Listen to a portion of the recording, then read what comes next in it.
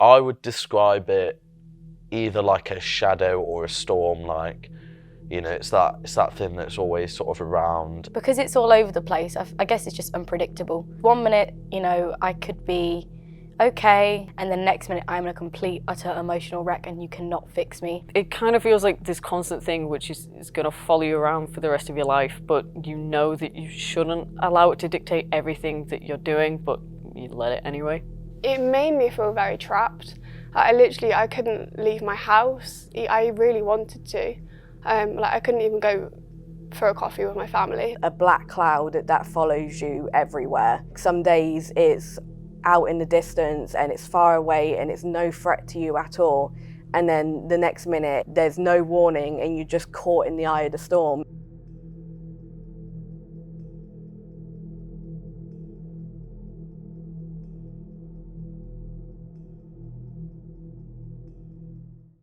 I've never technically been officially diagnosed, but I mean, you just kind of, when you know, do you know what I mean? Like, it's not something that I need a doctor to tell me that I've got, because I know what it's like and I know I've got it. So I was diagnosed probably a couple of years ago, but I probably started suffering it around the same time that my mum did. It was not long after my mum split with their partner, who I called my dad for 12 years of my life. I was diagnosed, I think I was in secondary school. I was feeling really down, so obviously I went to the doctor and explained it, and eventually got diagnosed. I was diagnosed with anxiety and depression when I was about 18 to 19 years old. I went to the doctor because I was suffering with low mood and I had no motivation to get out of bed or go to work. So I finally went to the doctor. That's when I was officially diagnosed.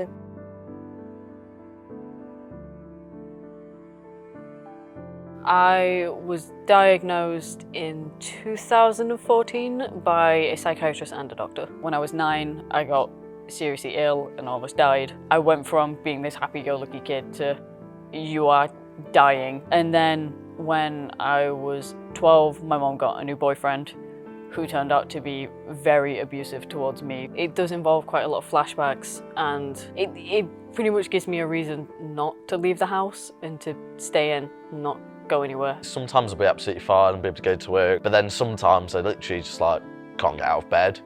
And it's not like I'm really sad or whatever, it's just like a lack of motivation. Like I wake up and you know, just be like, I don't want to get out of bed, like I can't be bothered, I don't want to do anything. And then obviously you get the really bad days where I was literally waking up and I was vomiting every morning from like anxiety. So it could be something small, so just like having the fear to talk to somebody, which you would think, for me, the most talkative person ever, wouldn't struggle with that, but I struggle a lot. Sometimes I won't even want to like go and ask a question, which could be the simplest thing that I've done many times before, but this, for some reason, one time on this one day that I'm struggling more with it, I can't do. Some days I will be, you know, happy as Larry on the outside, but inside you feel like you're putting on a brave face. I struggle going to the toilet when I'm outside my home. It terrified me, so I just wouldn't eat. I stopped eating.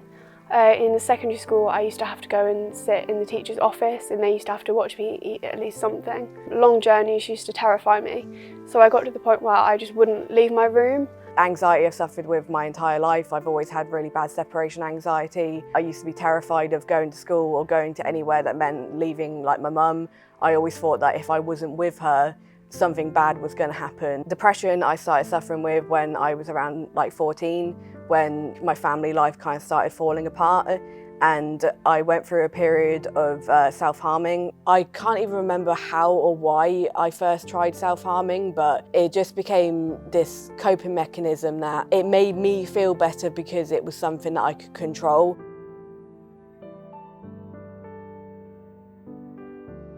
My name is Ian Wilcox. I'm an integrative counsellor and psychotherapist.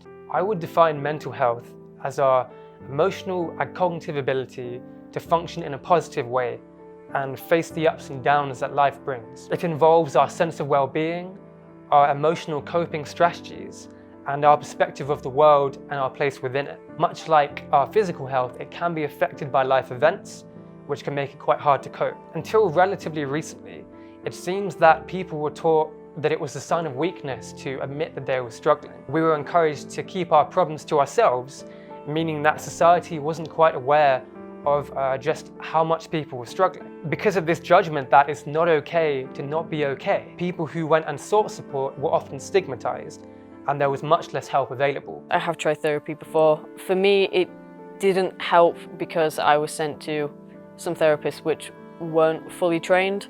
However, I'm going through that now and it seems to be making a bit of an improvement. When you've got anxiety anyway, it's hard enough talking to people you know sometimes, like, let alone complete strangers. So, you know, it's kind of like, I don't want to sit in a room and tell this stranger about all my deep life problems that, you know, I can't even talk to my friends about. A couple of years ago, I tried some counselling.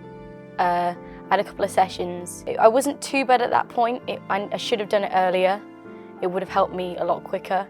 They gave me loads of different mechanisms for me to work with. Some was just to write things down. Some was for me because I listen and like verbally. So for me to speak it out, go for walks. CBT really helped me. I couldn't even go 2 minutes down the road with my little brother to the village shop on my own without, I just couldn't physically do it, leave the house. Whereas now I can easily do like a 6-hour train journey on my own down to Cornwall. I actually find that it helps talking to a stranger because you don't have to worry about judgment. You know, like if you try to talk to your family when you're going through a bad period, you're always going to worry about burdening them with how you feel, or just making them worried for your mental health when you know you're just going through a bad period and it's nothing to worry about. Realising my triggers, that was the most important thing, because then I could learn to avoid the situations that were going to trigger me and then dealing with it when I do get triggered. Clients come to counselling with a wide variety of issues, but I've found that each client experiences their emotion in their own subjective way. I try not to characterise a client by the emotional difficulty they're experiencing, but rather try and see the difficulty as a symptom that can be worked through. With most clients, there seems to be a common factor of an experience or experiences which have subconsciously taught them, I should feel this way about myself or other people. But I don't believe that we need to define ourselves by our bad experiences. When I work with clients, I try and change their perception from what's wrong with me to what's happened to me. It's all about teaching the client to see their life from a more self-empowering point of view.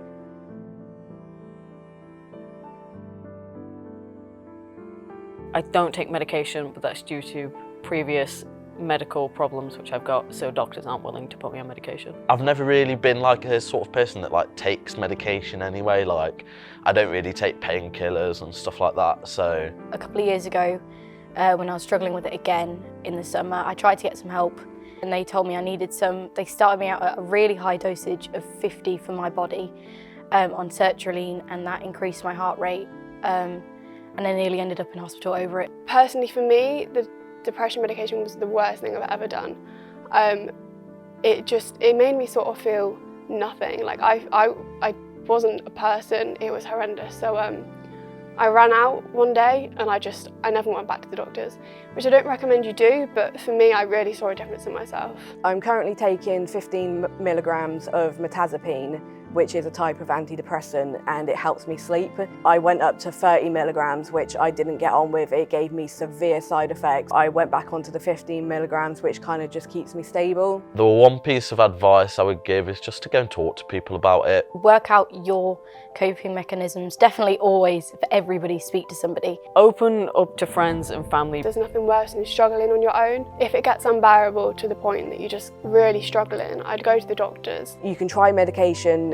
Medication varies for every person. Some people it works really well for. Even if it's writing it down, like, you don't even have to talk to people about it. It's good to work out what fits each one and what suits you as a person. It's genuinely not as taboo or weird as you think it's going to be. You know your own body. If you're not doing well, keep going until you get the answer that you need or want.